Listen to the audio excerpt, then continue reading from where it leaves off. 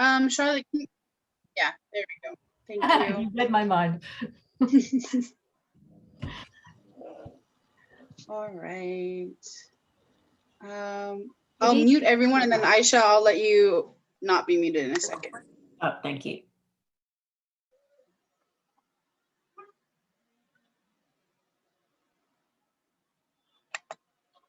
Okay.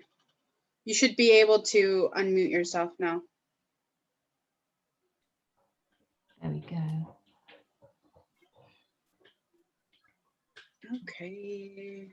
So we hope Welcome, everyone. well.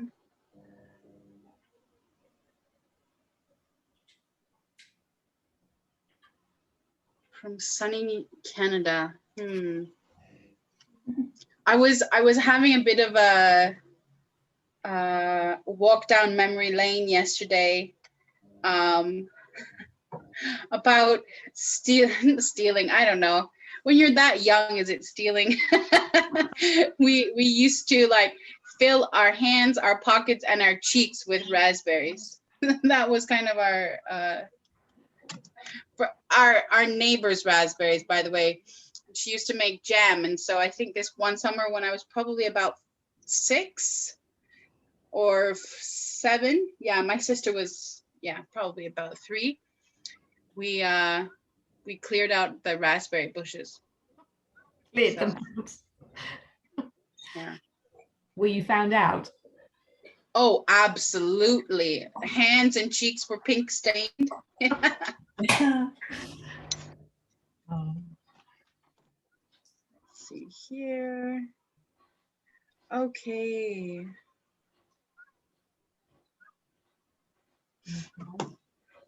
All right, welcome everyone. I hope you guys are ready for, unfortunately, our last workshop for a while. And no, I have not read Jamberry. What's Jamberry? I'm intrigued by that too. Yeah, me too. Okay. All right. Yes, please do. Please let me know. We've had some really lovely recommendations of books for children across this course, which have been, really special. Yeah, it's been a running theme. It has, hasn't it? No. Yeah. All right. Charlotte, did you want to start us off and then I'll continue? Yeah, with pleasure. So welcome everybody. It is the last workshop for our course celebrating beautiful gardens. But to reassure you, Becky, I'm so pleased you could join us.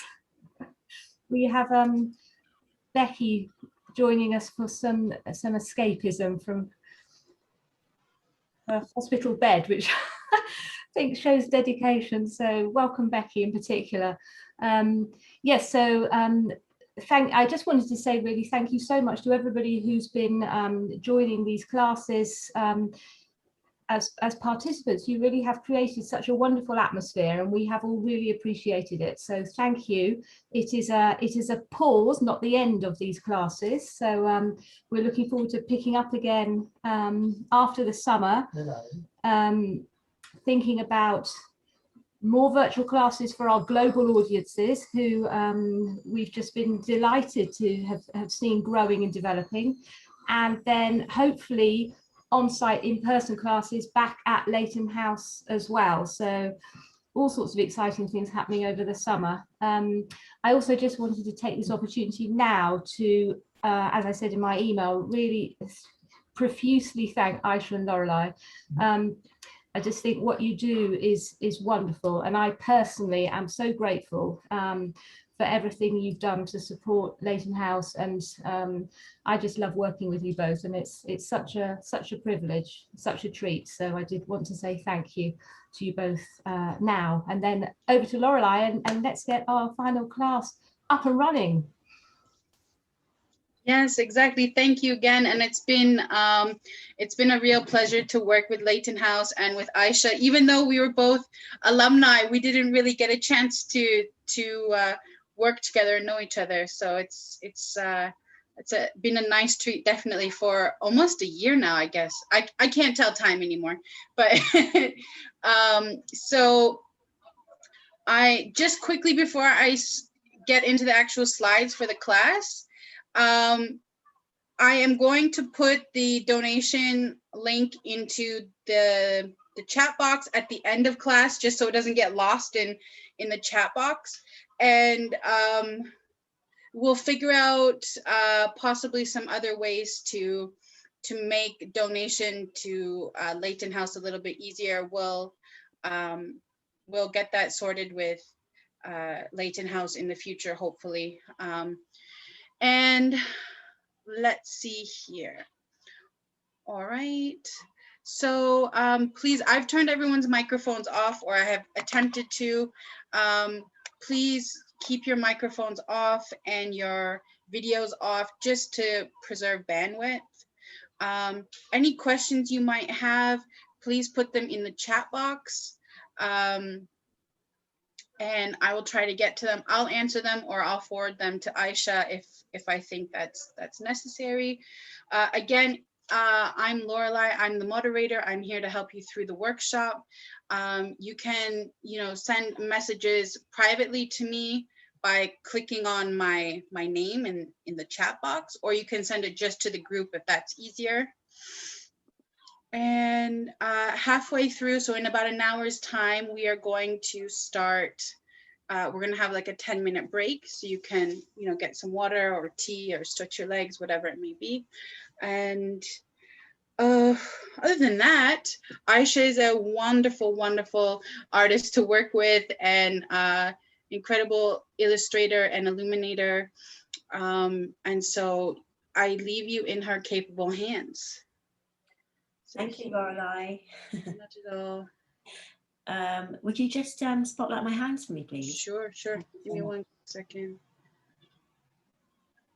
There we go. Thank you, everyone, and welcome to our final class. And thank you so much, Laurelie and Charlotte, for Laurelie for just making sure that these sessions go so smoothly and being a wonderful moderator, and Charlotte for organising this and giving us the opportunity to share our skills with just this diverse range of people from all over the world. It's been really, really special, and I'm going to miss these Wednesday evenings very, very much. So on to our final class. I thought before I'd start, I completed about half of the design from last week, and I've been using my very fancy fine tech metallic watercolors. So I just wanted to show you how they're working out, which is quite fun, really enjoying it. So today's class is going to focus on the beasts. So all of the animals that we haven't painted yet. So hopefully everyone should have their work printed on some watercolor paper, ready to go. If you haven't, I will just give you a very quick demonstration of the tracing technique that you'll need to use to transfer your design from your photocopy paper onto watercolor paper. So if you haven't got this printed yet onto watercolor paper, you'll need a sheet of tracing paper. And just to lay that over the surface of your design, and you'll need a nice sharp HB pencil. So I'm just going to do a little section, just one of these flowers, and you're going to trace over, you'll trace over the whole design. I'm just going to show you one flower just as an example.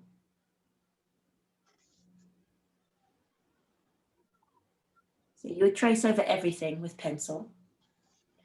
And this is the flower I've traced just to show you. Then what you do is on your watercolor paper, so I'm going to just use the back of this sheet of paper, you flip your tracing paper so that the pencil side is against the watercolor paper, and then go very carefully over your pencil line. And I realize that it's actually worth demonstrating this because there are always a few people each week who haven't been able to print their designs onto the watercolor paper. So what you'll have is a transfer. Oh, yeah, a transfer of the design onto your watercolor paper. And then what you can do is ink over it in a fine black marker, maybe something a bit like this. So this is a Staedtler marker, 0.1, so very, very fine. And the important thing is that it needs to be a waterproof marker, because if it's not waterproof, it will smudge every time you put paint over it. So just to show you. Something a bit like this, and that will give you the same kind of black outline as in the photocopy.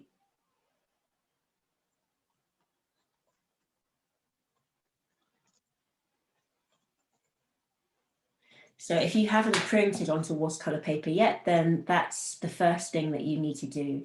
And yeah, it will take you some time, but don't worry, because these classes are all being recorded and you can catch up in your own time whenever you're ready. Okay. So on to the painting.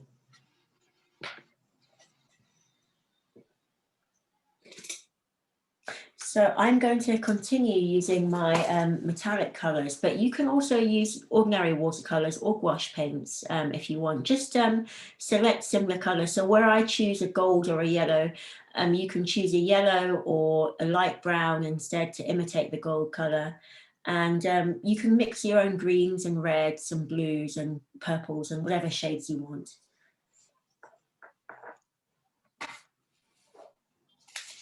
So I'm going to start with the deer over here. And I like to have my photocopy in front of me, my printout in front of me, just for reference. So I'm going to paint it this gold color. And then I'm going to do shading in this sort of more rusty orange color, but I'll start with this gold to begin with. So if you're using ordinary watercolors or gouache, just mix up a browny yellow type color, maybe something like yellow ochre. You can mix in a little bit of red or brown if you want to.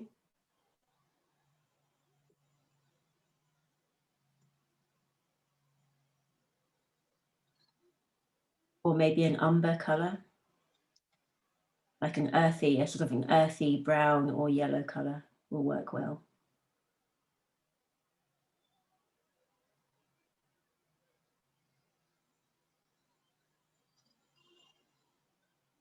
So I'm going to just lay a layer of this over my deer, and of course avoid the spots.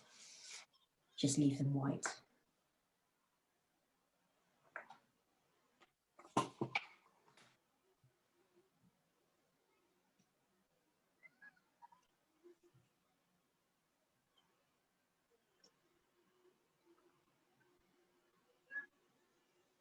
And also I'm going to try not to go over the black line, because I don't want to lose the shape of the animals. And as the background is quite similar to the color of the deer, I want to make sure that it doesn't sort of fade into the background.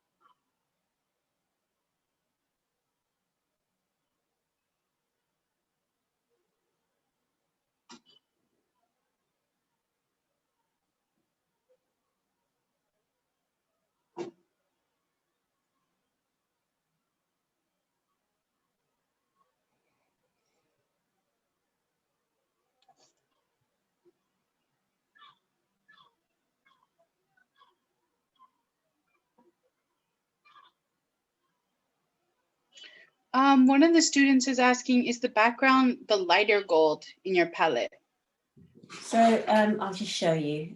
I've used this sort of a yellowy gold for the background, sort of yellowy greenish, and I've used the warmer gold for the foreground, so the trees and the animals. Okay. Thank you so much. Because there is definitely a difference in color, but I didn't know if you mix them or. Yeah, yeah, I quite like yeah, having those two golds in the palette. It's very handy actually, especially for this mosaic.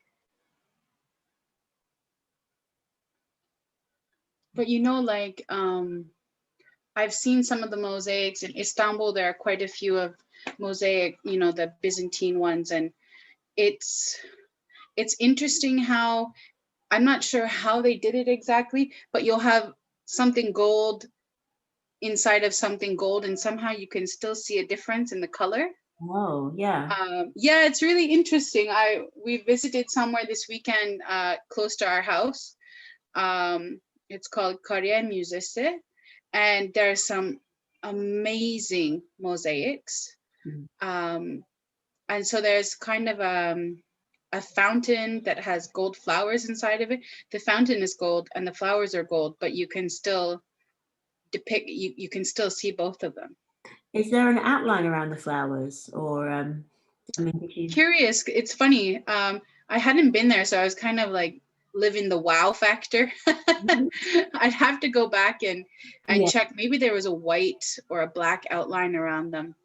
Because with illumination, sometimes we do like gold flowers on a gold background, but there is a very fine outline around the flowers. I mean, you wouldn't, if it's done well, you shouldn't be looking at the outline, you should be looking at the flower. So in a way, you might not notice it, but it just gives it just that definition that it needs, even if the golds are two different colors, which they normally are. But yeah, I think when something is done so well like that, you don't notice the outline. You're just in the wow factor. Exactly. And it's interesting because this location, I can see it right now from where I'm sitting. I can see it. But I hadn't visited it, and I've lived here in this neighborhood for 5 years. Wow. Yeah.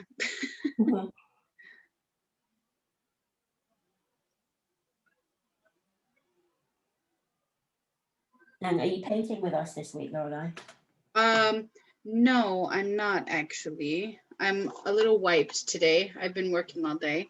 Yeah. Lynn, I did recommend the waterproof fine liner. Just scroll up a tiny bit. I said the Micron and the Staedtler pens 0.1, 0.3, depending on what you're more comfortable with. No problem. And I'm sure since it's in the list, Charlotte will send it after the class is done. And one word to the wise, because I am like as impatient as the next person.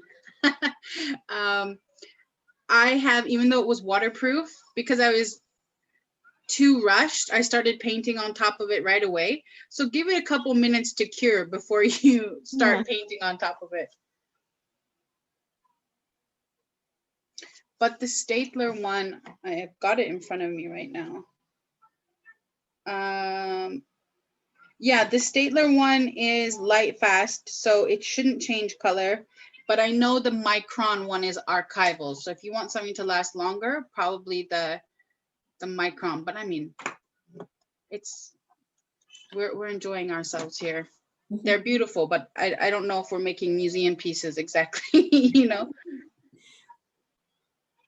That's interesting, because I have Micron as well, but I don't know, for some reason they're in a packet in my drawer and I just haven't broken into them yet. So. Oh, interesting.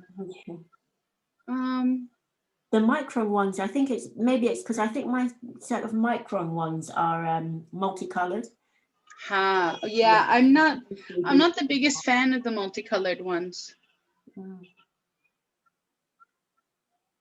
I think they might be good for geometry. Yes, yeah. I found is it, I have to check now. Is it Staedtler has their kind of pack of, one sec. Well, I'm sitting here. What is it? Stabilo, I have a package of the multicolor Stabilo pens, and they dry out. Oh. The fine ones. So I kind of was like, for the price you pay, and then, you know, not even 7-8 months later, they were done and I barely used them. I was like, Well, that's a waste. this is our unadulterated opinion on art supplies. Outing all of these art supplies. Well, I've had like 3 people in the chat box say that they have ordered the Fine Tech palette. We're gonna have to start cashing in on royalties. Yes, definitely. Fine Tech, we're coming for you. Yeah, exactly. Get ready. Let's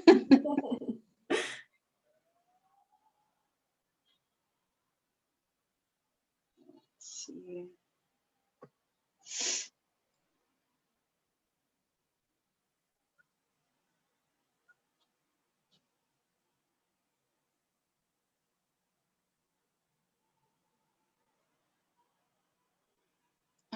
I'm getting excited for that squirrel. Oh, really? Yeah, I'm waiting. I have to do it justice then. That's not nice.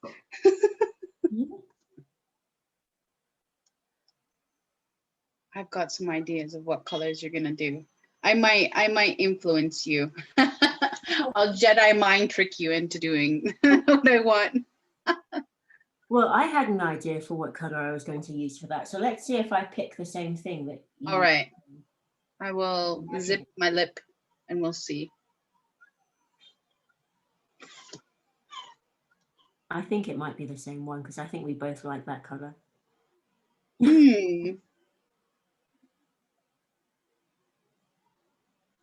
So, you remember when we first started doing these classes, we had some kind of initial questions from some students about the depictions of animals and figures and living beings in Islamic art, and how a lot of people thought that, you know, there was a presumption that that wasn't allowed.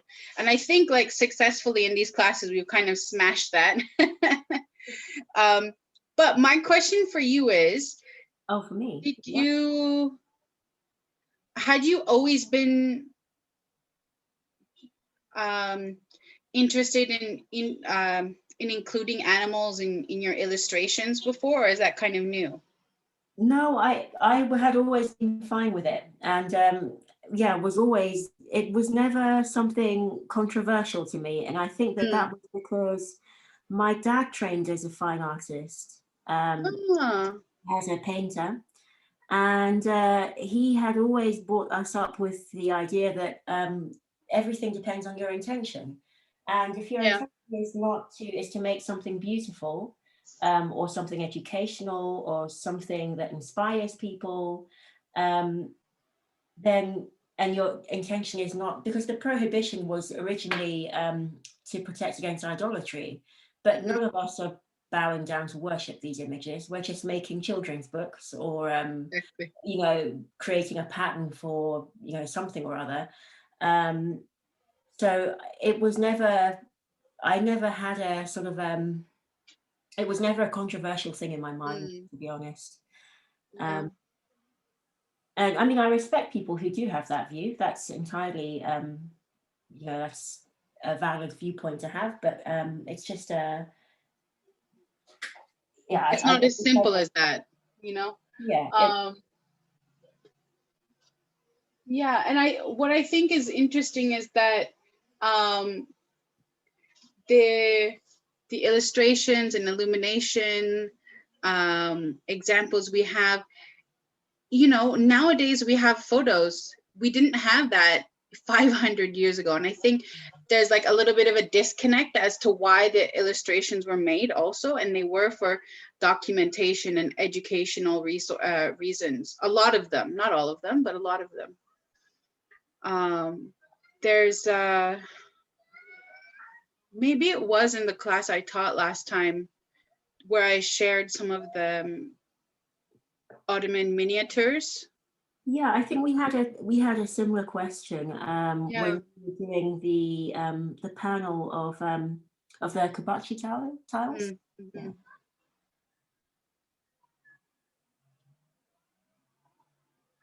But recently for me, I've been drawing probably in the last year and a half or so. I haven't drawn so many animals or creatures in my life. It's just something that has become a really big source of inspiration and curiosity for me. So like at the moment, for if you guys are joining me for the classes on Spain with the other museum, this weekend, our last class also, there is the work that we're going to be working on has roosters in it, which is something I never found before. So I have seen that before. I've seen it in the manuscript. Is it a manuscript? Oh no, but no, it's on Nasrid silk. Oh. Yeah, so it's really interesting that it was imperial fabric that had a rooster on it. I have to look a little bit more into the symbolism of why it may have been used, but I thought that was so interesting. So yeah, I love this like wonderful world of beasts that we're in. Me too. It's so rich.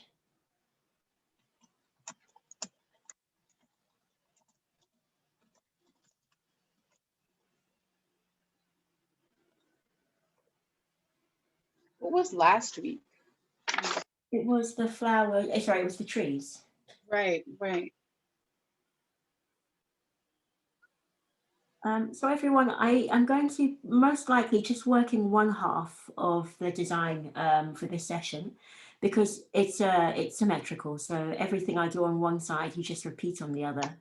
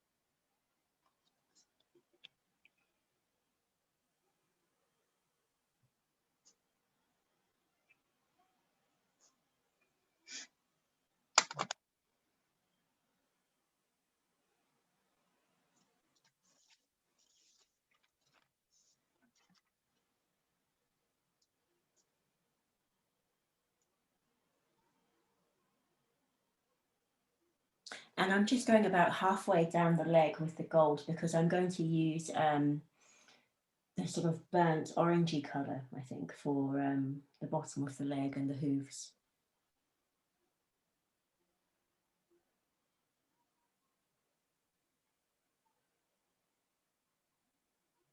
I'm just like surprised at how lush these colors are. They are, right? They show up incredibly, seriously.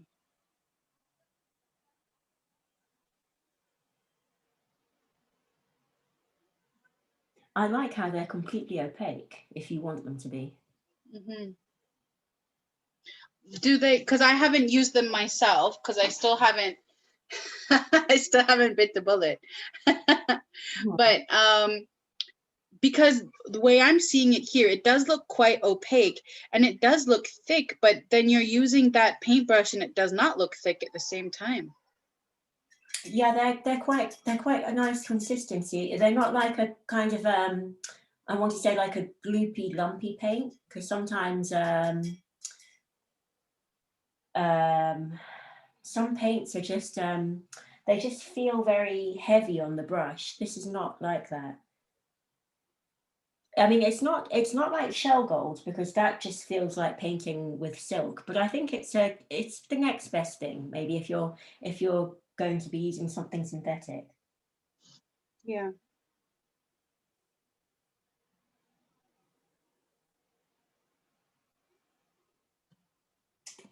So I think I'm going to take this orangey colour for, can't see it, this orangey colour for the hooves and for the bottom half of the leg. Maybe I should make it a bit darker. Maybe I'll mix it with something else. We'll see. Maybe the orange and the sort of reddish color next to it. So maybe these two.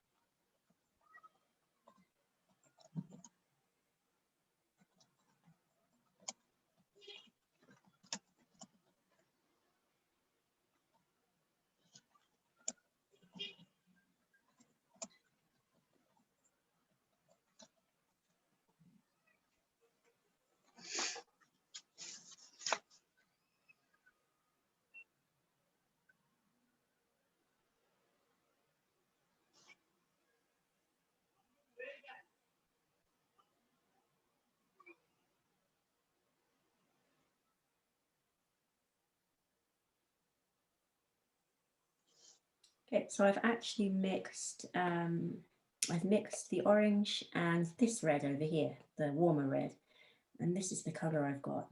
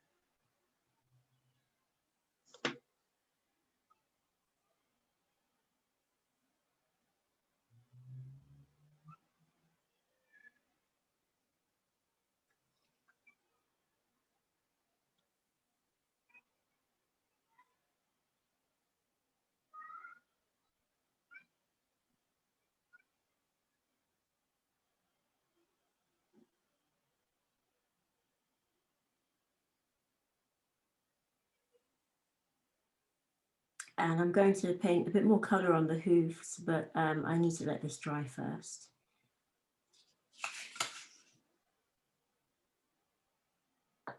It's the same color for in the ear.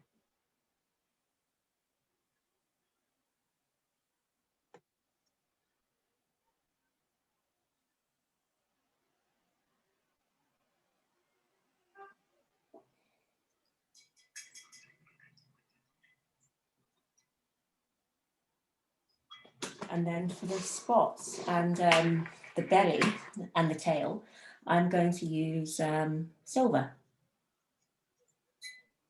You could keep it white if you want to as well.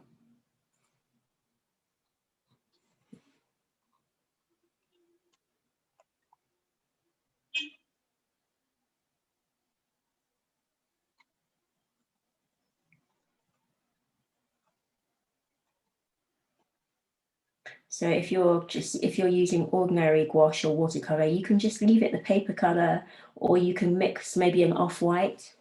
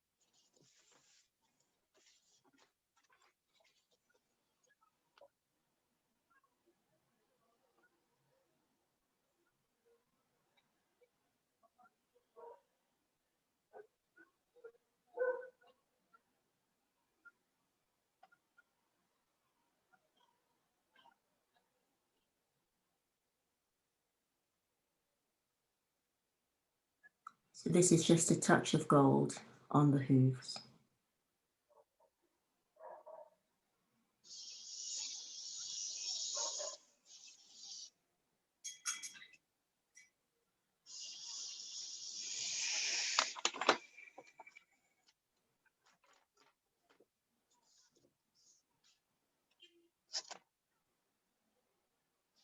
Now I'm going to take my sort of orangey rusty colour and just do a little bit of shading.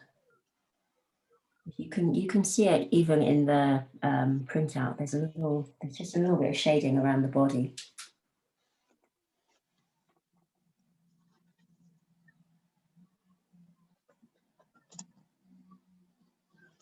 So I've diluted my colour here. It's not completely opaque.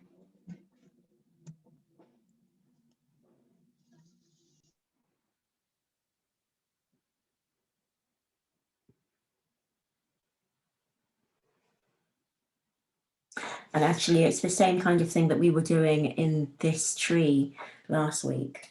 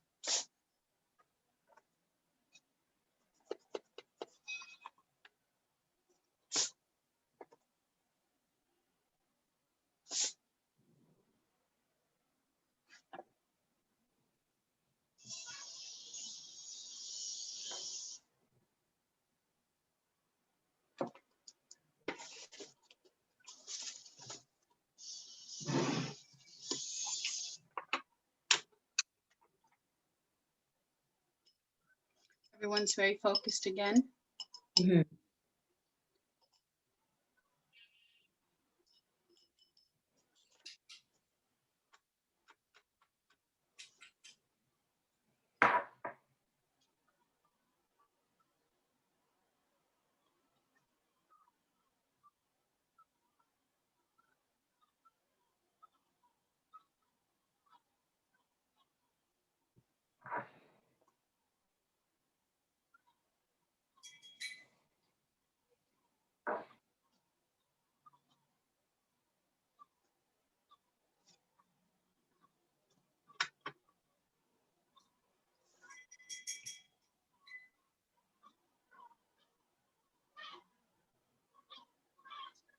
Okay, so I think that's my dear complete for now.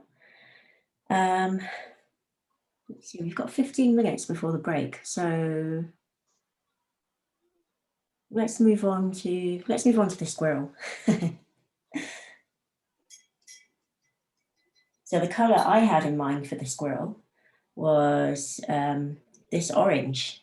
Yes. Yeah. Okay. That rusty orange color. I really love it. Do you guys still have, I can't remember, do you still have red squirrels in the UK?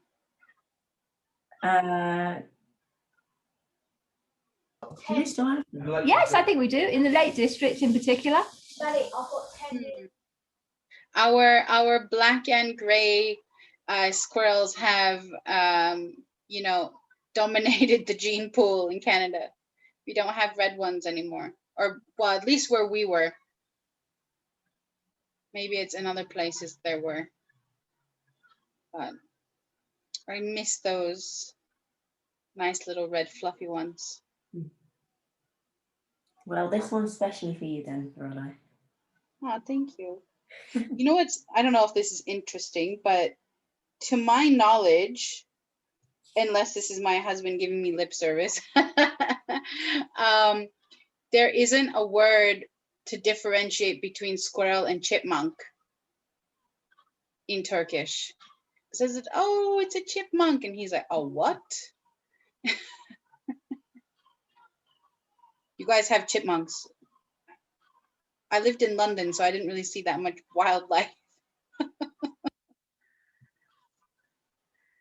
The Isle of Wight, there are still red chipmunks. Squirrels. Oh, he looks wonderful. No chipmunks in London. Speaking of wildlife in London, I remember I was living in Limehouse, close to the, what's it called? Close to the wharf there. And yes, exactly, foxes. The first time I heard a fox, I was shocked. I couldn't figure out what the heck that sound was. And it's shrill and it's quite disturbing.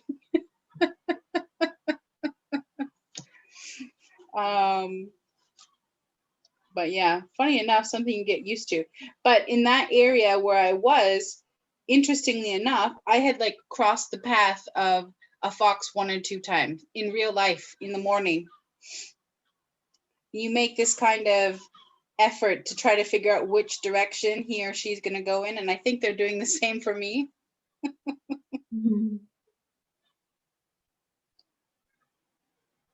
Maybe we should incorporate foxes into future designs somehow.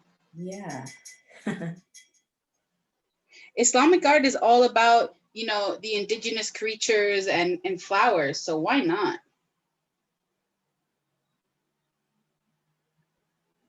Yeah. I might do that. An Islamic art pattern inspired by Limehouse.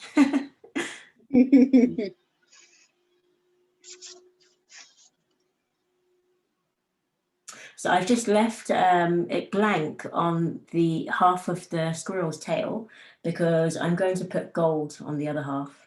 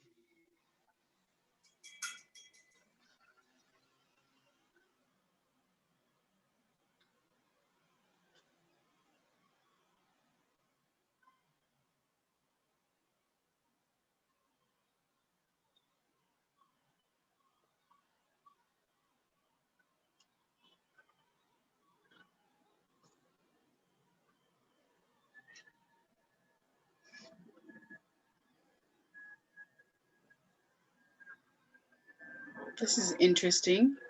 There are peacocks roaming the streets in Berwick upon Tweed. Oh, wow. Yeah, I would walk the other way.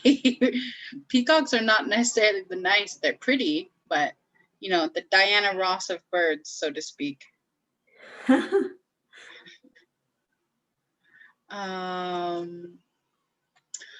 was meaning to ask, is for your upcoming class, your illumination class. Yes. Well, which one? My Your own. Yeah. So I'm trying to plug your class if our students haven't heard about it. That's what I'm trying to do. Okay. Thank you, Laurelie. So tell us about the class. My segues are horrific. My apologies. Oh, well, there are actually 3 upcoming in September. So there is a Saturday class, which will be on classical illumination, which is the very, very tiny gilded flowers. Well, they're coloured and gilded flowers on traditionally on blue backgrounds, or yeah, blue is the most common, lapis is the most common. And they look very celestial, I always think, because the blue and gold are evocative of the heavens. So we will be, the first class is on classic, which is a Saturday course, 5 Saturdays. Then that we have another class which is on more kind of mogul style, semi-stylized illumination, which is also very, very beautiful. But those flowers are bigger and they're a bit more naturalistic. And then there is another class which will be on birds, so gilded birds. And in all 3 classes, we are going to be, the students will have the opportunity to create their own designs, which makes it quite different to any of the other classes I've taught. And we'll also be going a lot deeper into the methods and materials. So there will be, you'll be shown how to stain your own papers using different natural paper stains. I will show you how to work with pigment, although we will probably not be using pigment yourself unless you have some yourself, because it's an online class. So I've requested that people bring their own paints.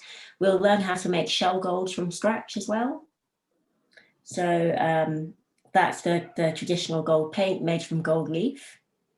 So at the moment, we're just using a synthetic gold for the backgrounds and for the colours here, but we'll be using traditional shell gold, which is genuine gold. And yes, I can put the link in the chat if you like.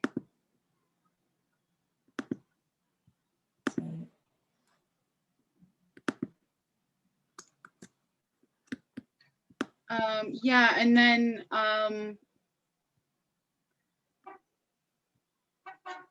do you have a newsletter or something on your website or something like that?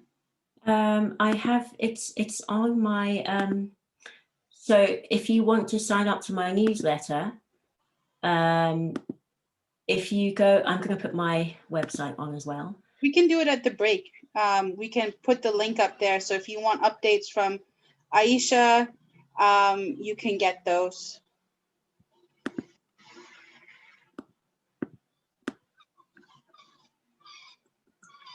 So this is my website. If you just email me through the website and say that you'd like to be on my mailing list, then I can let you know about that.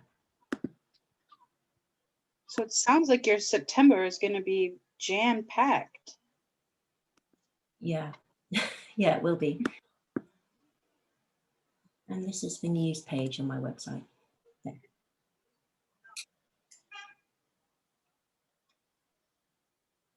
Yep, so if anyone has any questions about that, then please feel free to ask me or to drop me an email.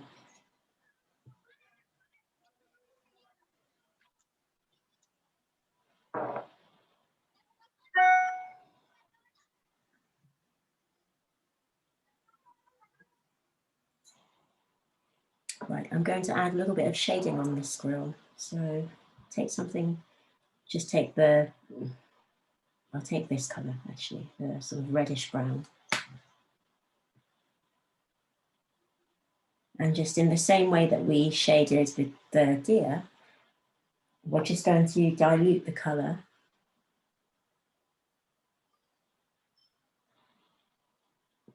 And just add a little volume to the shape. So if you have this in front of you, you can use the photocopy as a reference. Because I think there is even some shading in the mosaic. Definitely, yeah.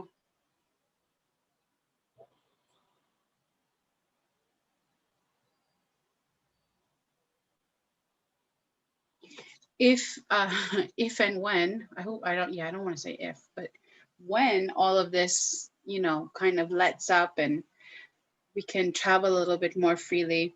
If you guys come to Istanbul, there's the Mosaics Museum. And the reason why this reminds me is because you're talking about shading. There's incredible mosaics. There's this one, I believe it's supposed to be the god of wind. And so all in his face, you know, he's got very rosy cheeks, and he's, you know, towards the center gets more and more pink. And then his hair is all different colors of grays. It's quite beautiful, quite incredible. Wow. So in what tradition is that? It's Byzantine. Oh, Oh, you mean the wind god? It was Roman, the pantheon, the, what's it called? The Greek and Roman gods and goddesses.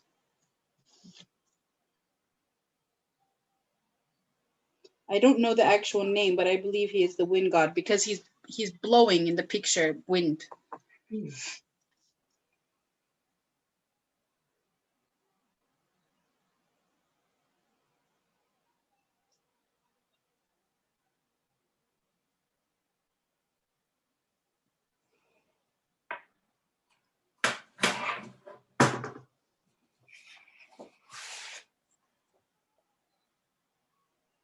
so there we have the squirrel. Or maybe just make the eye a little bit bigger because I think I lost it there. So I'm going to just take my pen and just redraw that eye.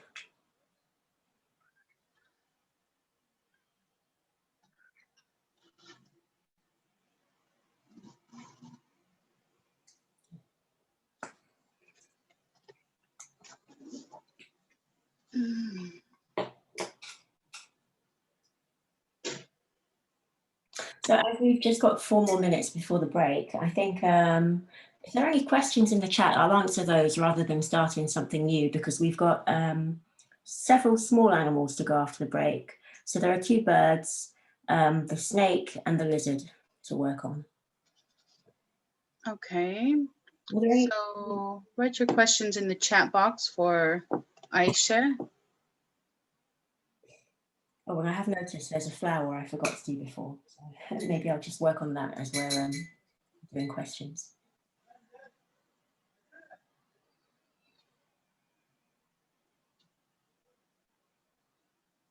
No questions as of yet, but give them a little bit more time to type them just in case.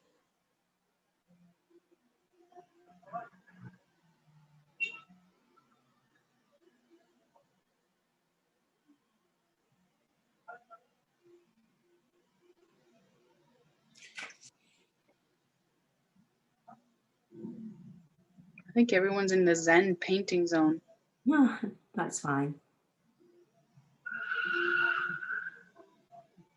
Oh, and please remember, we would love to see your work. So we will be opening the cameras maybe 5 minutes before the end of class. So you can show us what you've been working on, and we would really love to see it on Instagram, or you can email them to Charlotte. Yeah, or tag us on Instagram or Facebook. The first one is from Charlotte asking us about our thoughts on the serpent in the tree.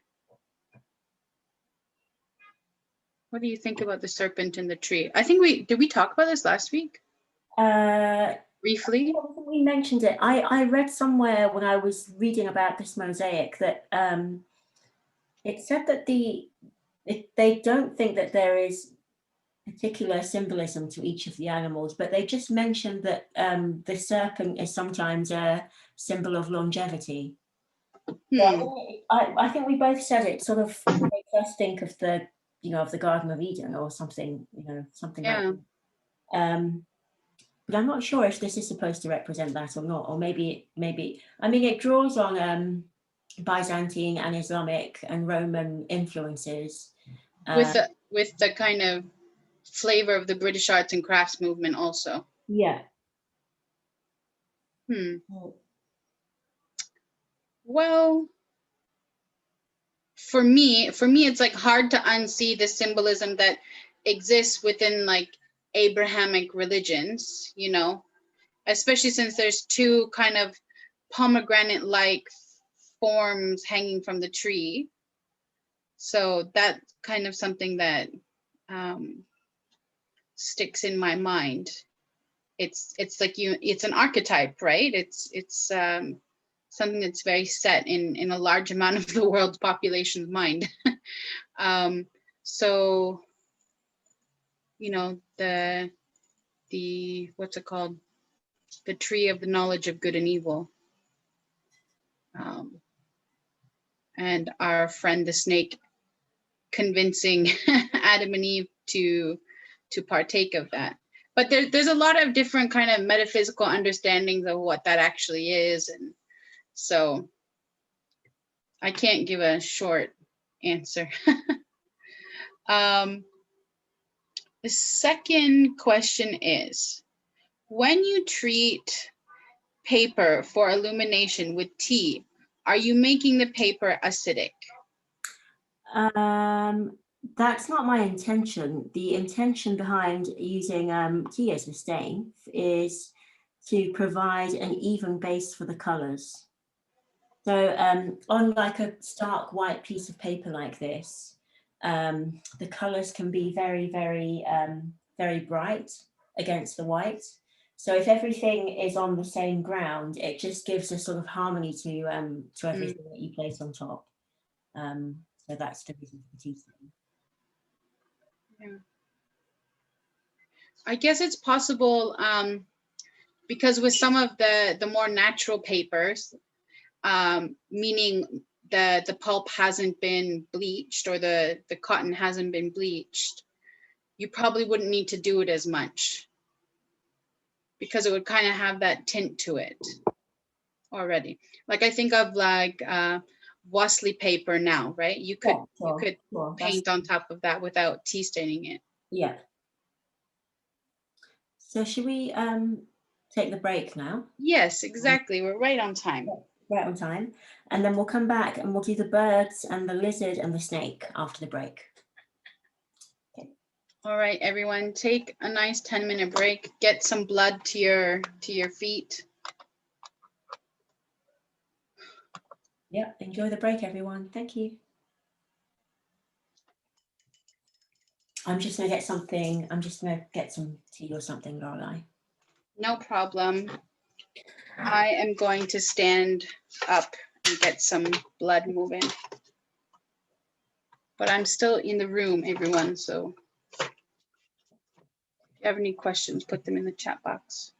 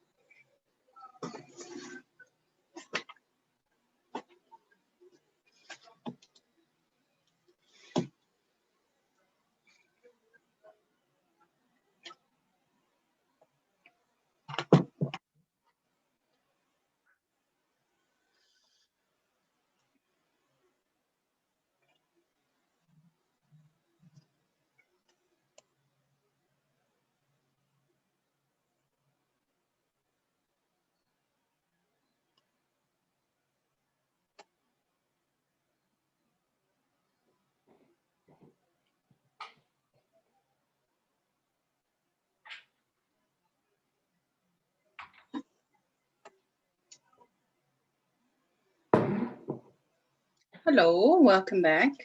Yeah.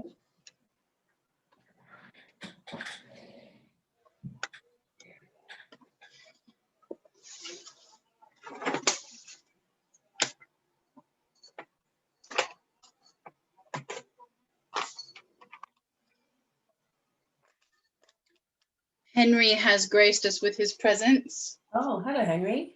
Yes. All of a sudden, he's, you know, shy.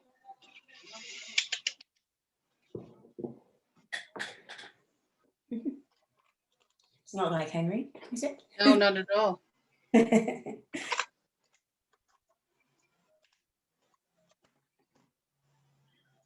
not sure if it's because of the heat or what it may be, but he's been extra,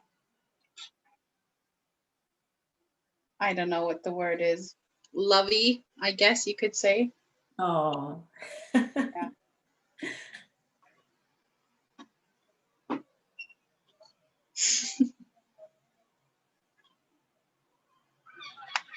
So I'll just give everyone just a minute in case people aren't back yet.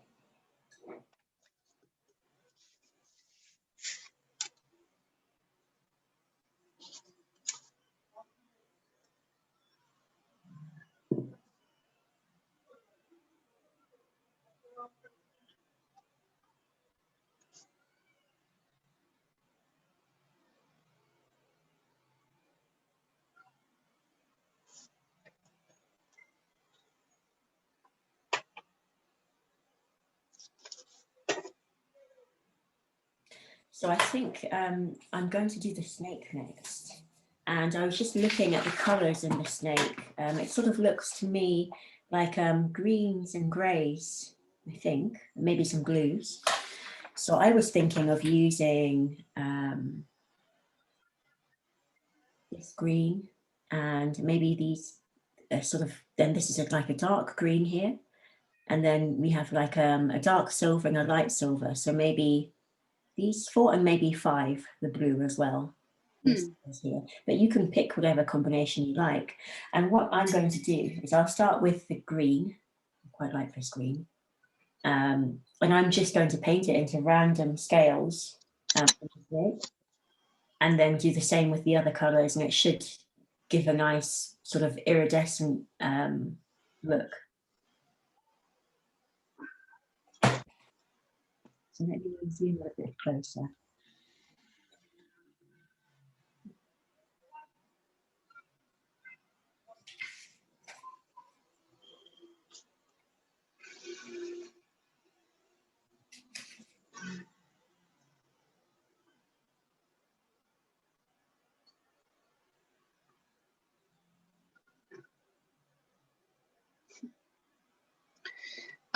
Lynn, to answer your question, yes, I have a few more workshops in the pipeline. I'm actually going to be working on, so there's a class on minarets that I'm going to teach. And then there's another class that I've gotten a lot of questions about my illustrated sketchbook style. So I think I've made the decision to make a class based on how to visually consume information. So how to make your own visual sketchbook. Yeah, kind of art history sketchbooks, or you can use this method for many different kinds of topics. So illustrated sketchbooks using different methods and materials, and you know, having fun with it as well, not just illustrating things. So yeah, those are the two that I'm going to work on for the next, probably I'll do them over the summer on weekends. And yeah. That sounds brilliant, Laurelie. I would love to come to that class. You're more than welcome. I always envy lovely sketchbooks. I'm rubbish at keeping sketchbooks, actually. I just tend to work loose leaf on just bits of paper. Mm-hmm. And I always envy other people's sketchbooks. Well, I mean, I think there's when it comes to sketchbooks, because I know I do it to myself too, where you know, I bought this really, really beautiful sketchbook from Lotus in Blue. It's so gorgeous. And I don't even want to use it, which I'm like, no, I have to get over that. It's ridiculous. But, and I'm working in these, you know, not even like, it's not the best quality of paper, you know, it'll handle watercolor or whatever, but I think they're from, yeah, I've had some from Cass Art, and I've had some from Sea White of Brighton, you know, like 210 GSM. It's not like the heaviest stuff, and the papers get crinkled. Maybe that's why I like it. It's casual. So casual sketchbooks probably are the best place to allow yourself the freedom to play. I think that's probably quite true, because the only sketchbooks I feel really comfortable with, I just grabbed this one because it was behind me, are these moleskin ones, which are kind of, they're really, the paper is really, sorry, just for a second, I'll show you. It's very thin paper, and I just feel that I can play in them, because the paper is kind of, it's sort of, it reminds me of this, we used to have exercise books like that at school, and we used to do all of our rough work in there. And I think because it reminds me of that, it's like I have permission to make a mess in this. Yeah. And not be too precious about it. There's Sometimes it can be intimidating if the paper is too nice. Yeah, exactly. There's a trend of the ugly sketchbook, which most people are like, what? But the ugly sketchbook is basically a place where you give yourself permission to create however you want to. You don't judge yourself for whatever comes, no expectations, etc. And because I mean, you see some people and you're like, your sketchbook looks like that, you know, like they're incredible. But that's a different mode of working too, that people don't realize, that sometimes people do work in sketchbook form. There's a artwork piece that I'm working on that is actually inside of a sketchbook exhibition that I'm managing. I'm making this art object, which also happens to be a sketchbook at the same time.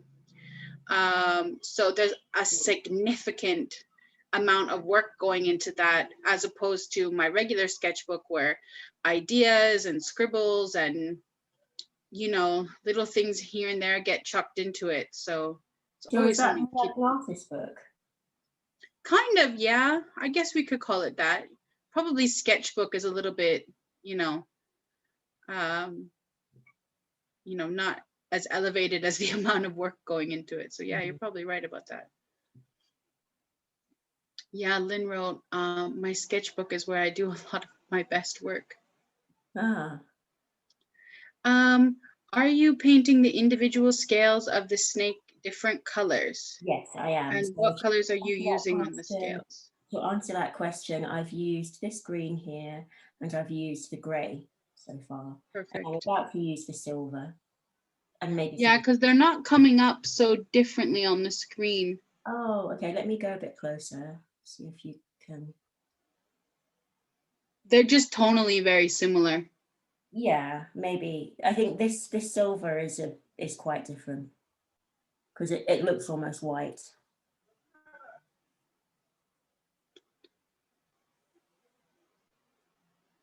Um,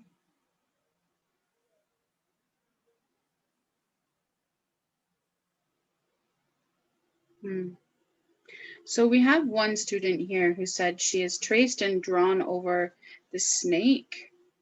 And my scales are too small to fill, I guess, with paint. Can I paint dots of color and then afterward draw around them with pen? I think that's a lot of extra work. Well, you could do that, or maybe what you could do is just paint one color. So make the whole thing just in one block of color. And then when it's dry, paint little scales or draw little scales with a pen. You could try that. And you can make the scales bigger than whatever you've got at the moment. And yeah, so you could do a block of color, let it dry, draw big scales on top. And then you could maybe just fill a few of those random scales with a different color.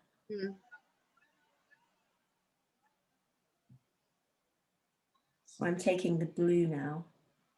Yeah, especially if you don't have Ayesha's dexterity with a brush, that could be one way to feel comfortable painting in the scales, is putting a wash of color on top and then going in after and selecting the scales that you want to color.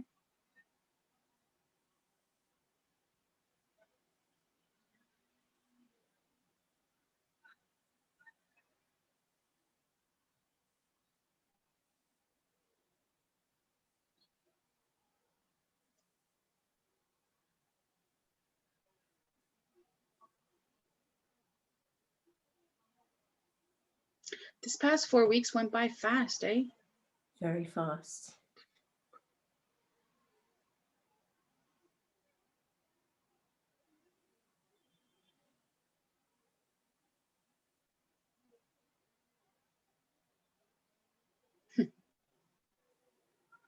Yeah.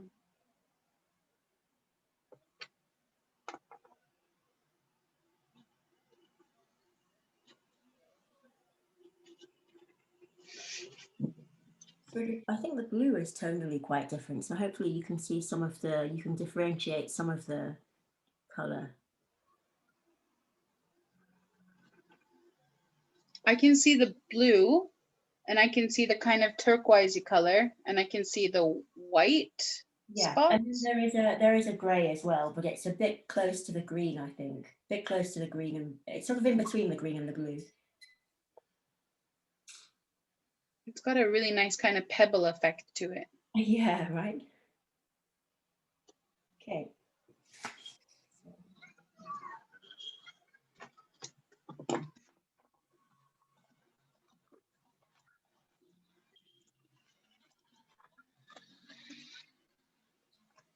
So next animal. Let's do one of the birds. So I think, oh, it's not on the screen.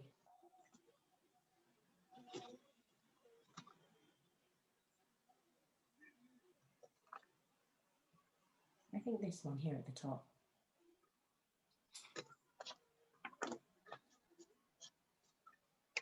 Oh, it's got like, I think it's supposed to be a hoopoe because it's got the long tail and the crown. Well, that's handy. Okay, so if I paint this as a hoopoe, well, I mean, I could just copy the colors in the painting, but I think because there's already so much gold in there, I want to try something a bit different. So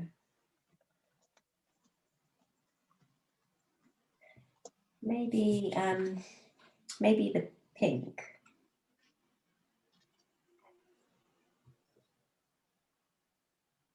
There's a bird I saw recently where the top of its head is bright pink.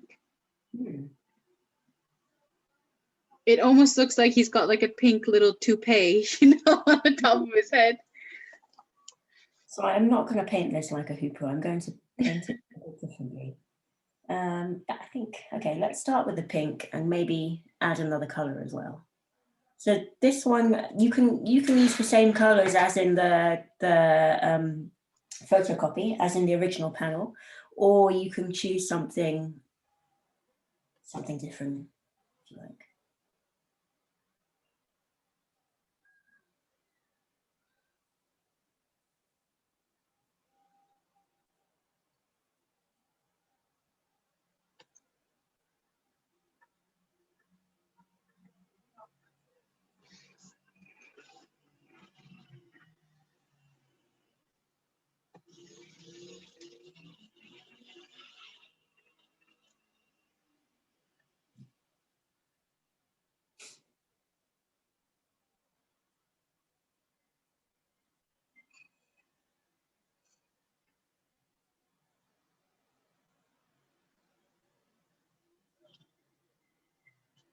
So I think I'm going to fade it into silver.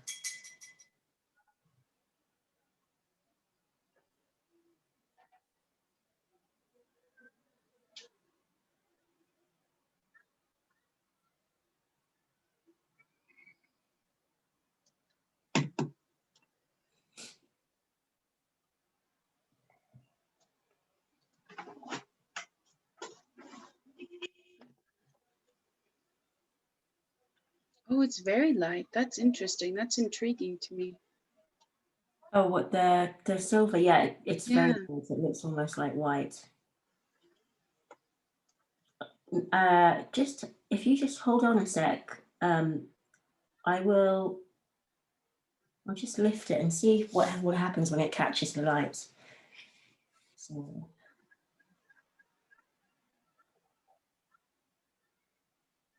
Oh, it doesn't shine as much as the gold. Maybe because I can't tell so much. Maybe it needs a second layer. I'm not sure. It's quite. I can just see maybe did it interact with some of the pink a little bit? Yeah, I have. I try to blend them. So I'll put a bit more. And then maybe I'll paint a pattern on there as well when this is dry. And I think I'll make the tail silver as well.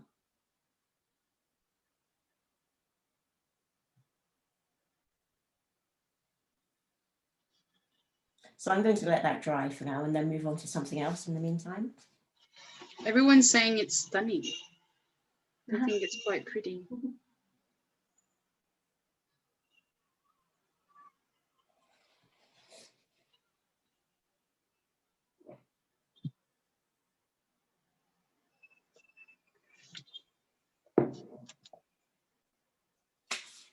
So I'm going to try and I'll do the lizard, but I want to try and keep this so it's the right way around for everybody else. So if I come at it like this, I should be able to work comfortably.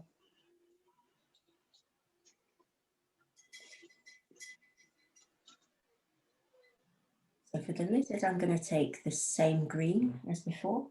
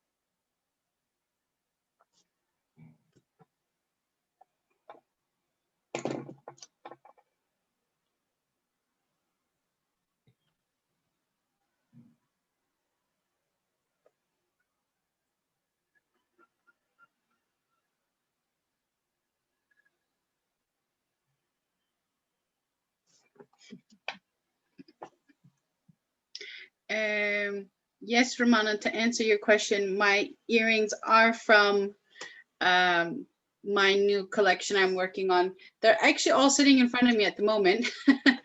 Thank you for noticing. They are gorgeous, Laurelie. I noticed as well.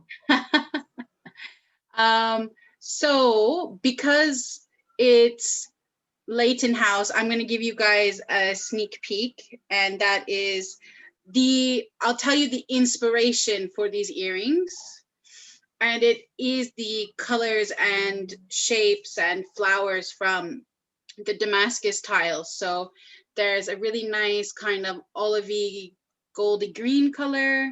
There's this turquoise color. There is a kind of periwinkle purpley dark blue color. And is that it? Oh, and then kind of a pebble beige color, just to kind of give a neutral. So, and then lots of the shapes are, you know, related to motifs and things that are inspired by the Damascene tiles. So I'm hoping the next 2 weeks I'm going to be able to share all of that. We need to photograph everything, and then should be good to go from there.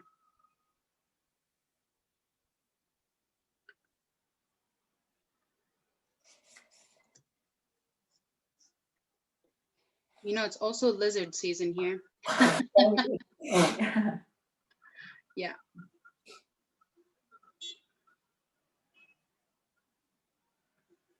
I wonder if they hibernate. They must. I'm not sure. I'm not an amphibian reptile expert. Okay, I'm going to go back to the bird because the colour is dry by now. I think what I'm going to do is paint a few stripes on here, just like the hoopoo, the real hoopoo. One colour I haven't used yet is this sort of iridescent black. I was going to say, yeah, it looks untouched. Yeah, it's completely untouched. I'm still confused by Zoom. Other direction. There we go. Okay, it's here. So I'm going to paint some stripes, just like the hoopoo. Have you used that purple color beside it? I used it just here in the flower. Oh, okay. Quite dark though. I think it's one of those colors that you have to use on a bigger surface to sort of see it properly. Because the colouring, this is the colouring here, but it looks very, it doesn't look like on the page. Actually, quite a bit of a difference, isn't there? Yeah.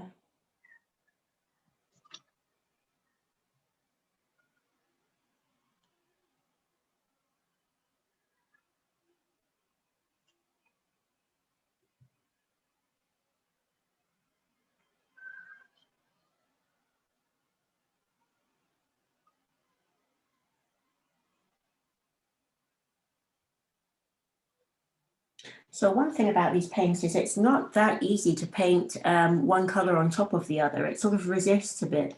I guess they're not really made for that, but you can manage it just about.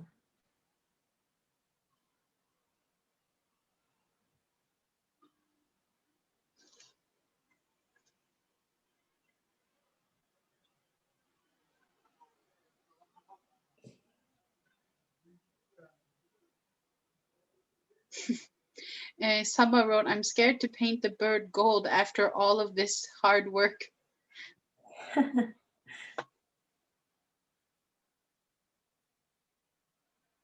Well, I mean, I would get rid of the fear. When you have less fear, it's less likely you're going to make a mistake or what you think is a mistake. Could be a happy coincidence.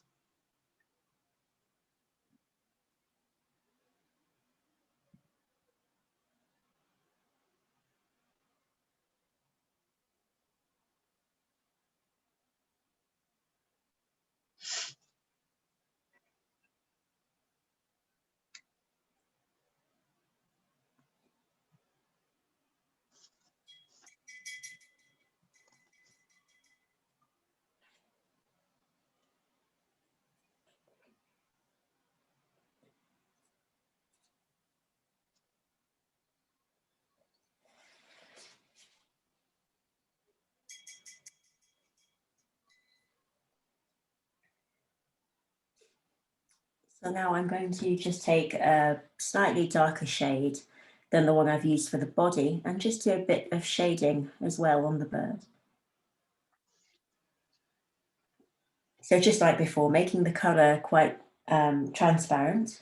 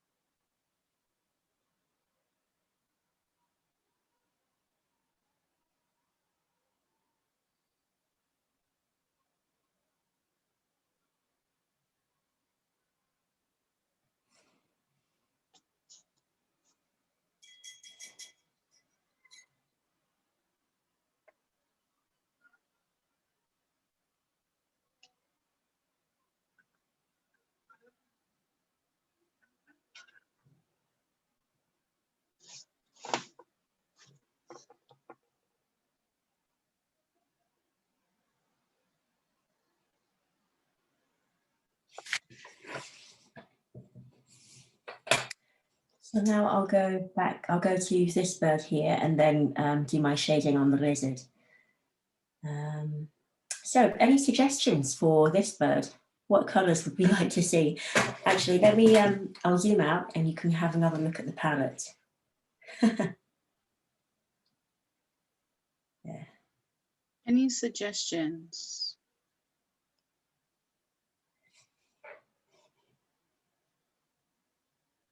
Give me a quick second.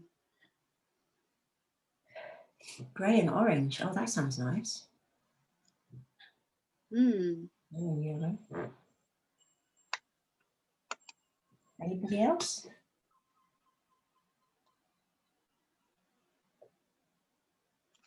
Well, I'm quite intrigued by grey and orange actually, because there's already a bit of blue here, so they're quite close. So let's try that. Do we want, oh, dark blue and grey? I don't think I'm going to use the blue because it's quite close to the blue from the arabesque, sort of the spiral here. So but grey and orange is sounds like quite an interesting combo. Which grey? Like the light silvery grey, this one here, or this one, darker grey? Light. Okay.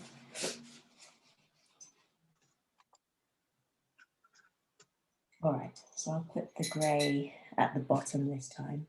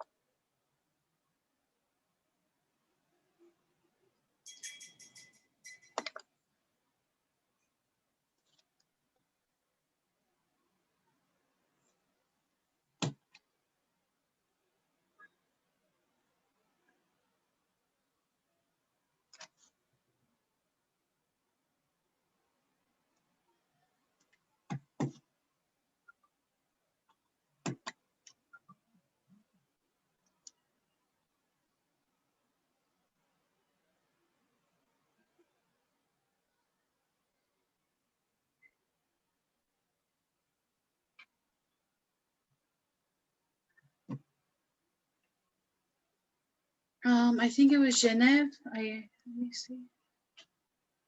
Was it Genève? Someone asked for the links to the Mia class as well as the donation link. They're both in the chat box at the moment. If you want to click and open those so that they're open in your tab for those who are interested.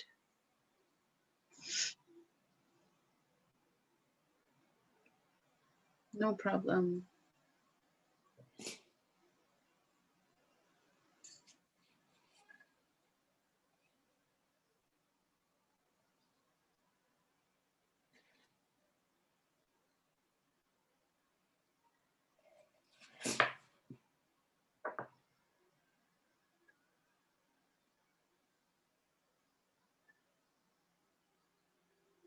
And I'll put them in the chat box at the end of class too, not to worry.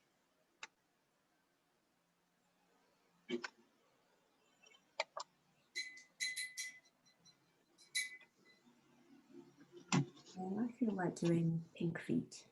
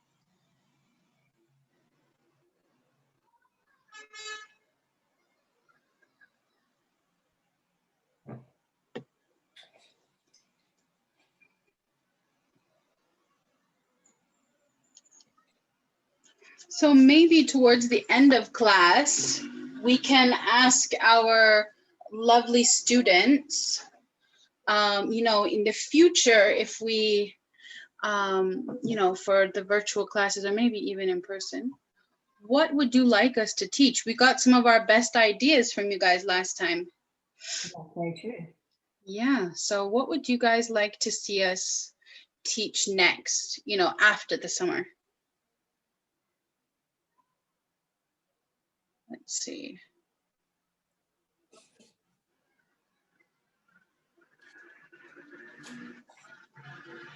I have a couple of ideas in the back of my head. Yeah, Saba loves the beasts, maybe a sketchbook of beasts. Oh, that could be fun. Yes. There's Manafi al-Hayawan, which is the encyclopedia of created beings, of creatures. I can't remember. Which could be an interesting thing to look at. To answer your question, Romana, I don't think we're going to be doing any classes, well, specifically with Leighton House during the summer, but I will be figuring out my summer schedule this week to see what I'll teach. And I'm not sure about Ayesha. Do you have anything you're teaching this summer? I have a couple of classes with the Princess School. So just think, right, so if you could, Laurelie, if you could possibly find the Princess School outreach, Sure. and that it should be on there. They should be advertised on there. So one class is going to be on birds, actually. So particularly ones from the Silk Road.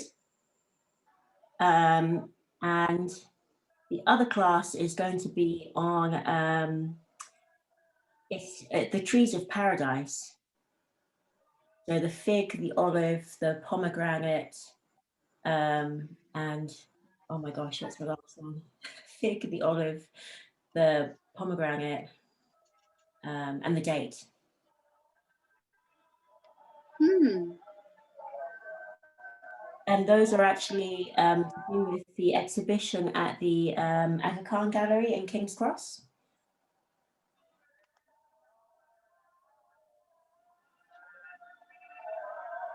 And then after that, I have, of course, my own classes, which are coming in September. So they're in the chat already. Yeah. So there's the Fantastic Birds of the East. Is there Yes. another one? Yes, there's that one. And then the second one is on the trees of paradise. So you may be able to, because you can search by tutor. So if you just Right. search for under my name, and then all of my classes should come up.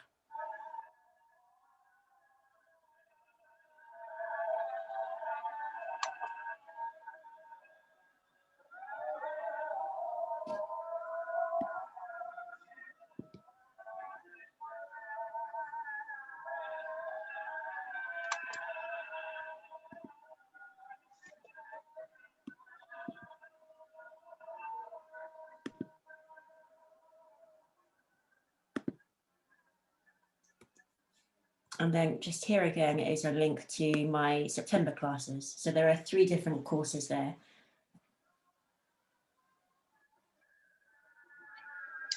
Yeah, fig, olive, pomegranate, and grape.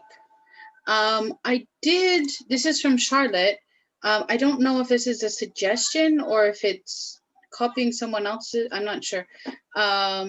Let me know what exactly you mean by that.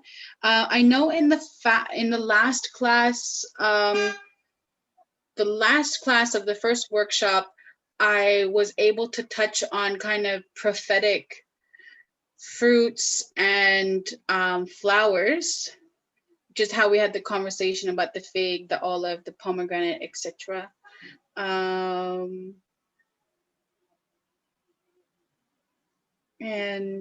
But we could definitely expand on that. Turkish cut paper. That's I do not have skill in that, and I value my fingers. We'll have to find someone else to do that.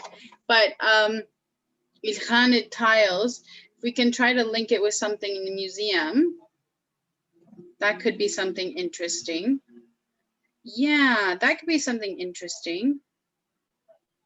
Let me think about that, Lynn. So I've just, on the lizards, I've just put some shading with the blue, and then I've used this like silvery white to just put a little bit of highlight on there as well. And I'm going to move on to the bird. So I wonder,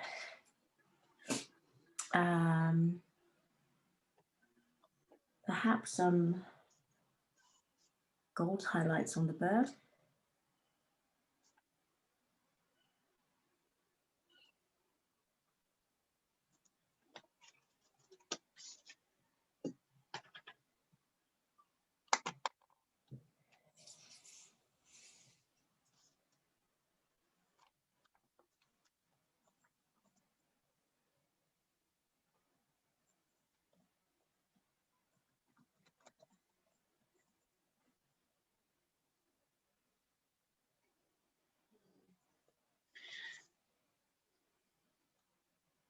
So feel free to do whatever you like. I'm just doing little sort of curved shapes to mimic feathers.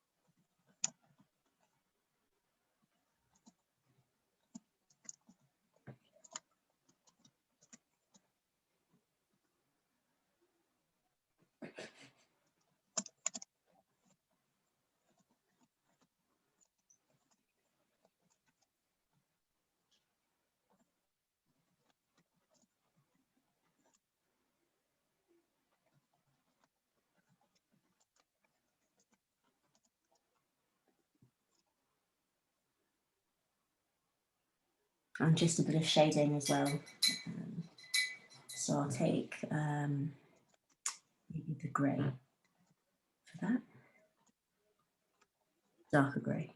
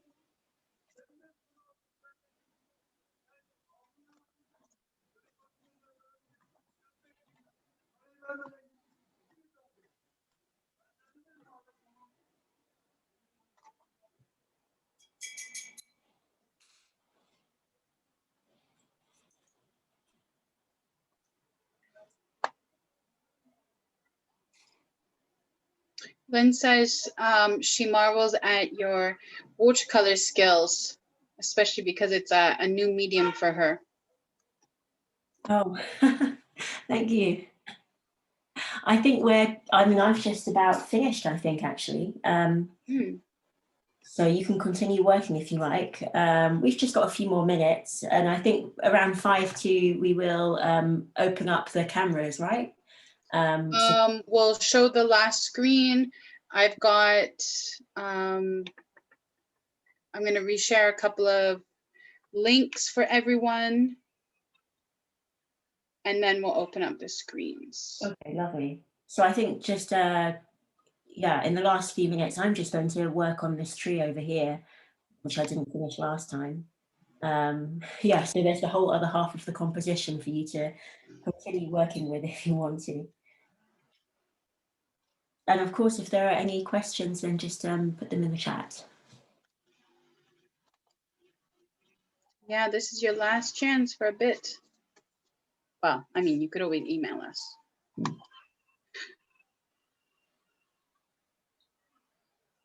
Oh, your earrings, Laurelie. I really like the color of these ones. This one turned out really well. I'm quite chuffed with myself. And they have a really interesting effect where they're not completely opaque. So like the sun kind of shines through them a bit. Oh.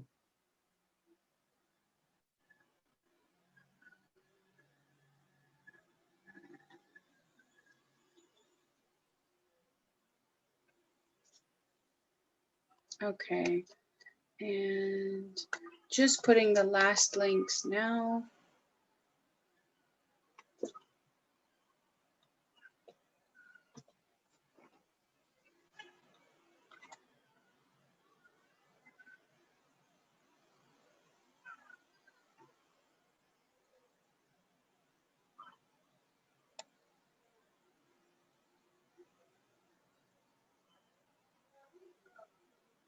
Okay, this is just a recap.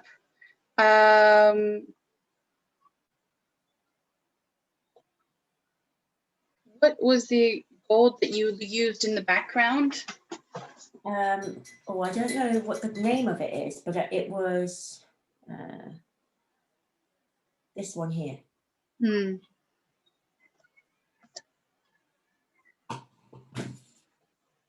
So it's a Okay. slightly more greeny color than the other one.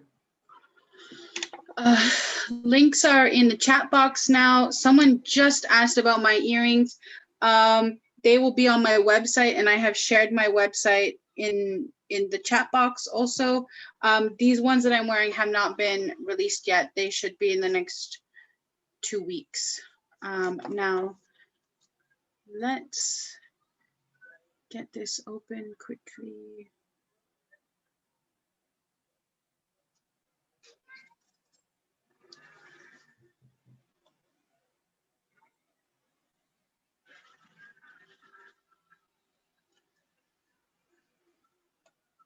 Okay.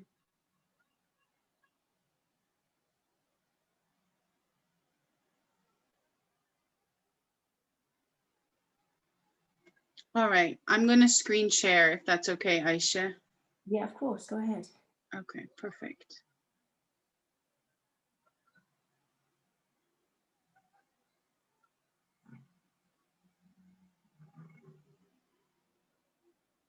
What is going on? Sorry, I'm having a disagreement with Zoom.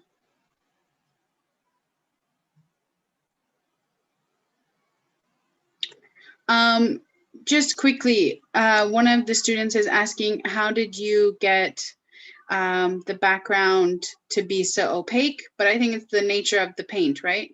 Yeah, I think so. Yeah. So I just showing you the different the sort of finished half and the and what we started with. Oh, and here's the palette as well that I've used, in case anyone wants to watch this later and he wants to know what paints. Yeah. So that's okay. I am going to share screen. Sorry, everyone. There we go. So I want to remind you, please tag us on your social media platforms. So Instagram, Facebook, whatever you guys are using. Ayesha _illuminates, Lulu Ateliers, and Leighton House Museum. And if you don't use social media or you don't want to share it on your social media, you can send an email to Charlotte if you would like to share. We really, truly love seeing what you guys get up to and all the different possibilities that are out there. And please consider making a donation with the Friends of Leighton House. Again, I'm going to put it here. You know, it really helps out and helps us continue to do these classes. So the direct link is there now. And I believe session 1 and 2 are up on YouTube now for Ayesha's class. And fingers crossed the other ones will get up there soon, so you guys can go back and, you know, continue as if we were there. And again, I want to thank Leighton House for coming to us and giving us free reign and giving us access to their wonderful museum, and, you know, having a chance to work with all of you. And please stay healthy, stay happy, and hopefully we see you in September. Now, Charlotte, did you have anything you wanted to say? No, I think you've said it all beautifully. Exactly. I would second your comments to everybody to stay happy, stay healthy, and we really look forward to seeing you again soon, virtually and or in person at Leighton House. So. Thank All you. right, so I have opened the gallery view. So if you want to share with us, oh, sorry, Ayesha, would you like to say something? Sorry. Just to thank everyone for joining us, and that we have really enjoyed these sessions. It's just been such a pleasure for Laurelie and I, and we hope that you've enjoyed them too. And thank you so much to Leighton House for giving us this opportunity to share our skills and knowledge with this wonderful audience. Exactly. So please, if you feel free to do so, show us what you have been up to. Oh, Ruth, it looks wonderful. Oh, wonderful. Oh, these are wonderful. Yes, Yasmin, your background. Karen, that looks beautiful. Oh, yeah, you've used metallic colors too. Oh, wonderful. Naba, thank you. Oh, wonderful, Margaret. That looks fantastic. Oh, Mahima. Wow. I love the colors that you've chosen. So you guys definitely have to send these to Charlotte so we can see them, you know. What I'm trying to do is put together everybody's work from all 4 of our courses. So we'll have this gallery of all of the work together. My goodness, somebody's absolutely stunning. So please do, because I imagine not everybody's finished, but when you're ready, email them through. I'm always so happy to receive them. How do people I love it. Halves when I only managed to do one? It's incredible. Oh, this is wonderful. Yeah, so we look forward to seeing all of your finished artworks. And yeah, please definitely share on social media and with Charlotte, and yeah, because we would love to showcase what you guys are up to too. All right. All right, everyone, stay happy and healthy, and we'll see you soon. Take care, everybody. See you soon. Have a lovely summer. Thank you. Take care.